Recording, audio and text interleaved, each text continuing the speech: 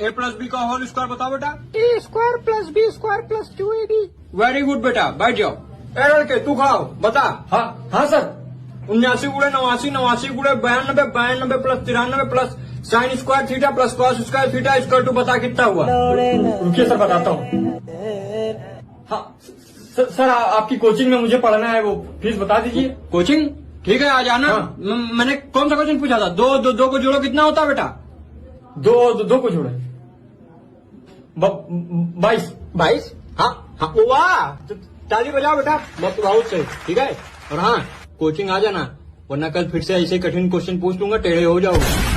तुम पागल कैसे हुए?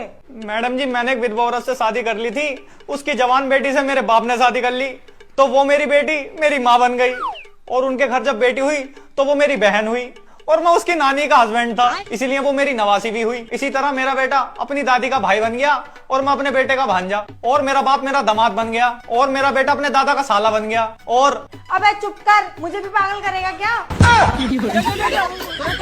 ये भी मेरी गलती है। अरे मुझे चक्कर आने लग गया अब।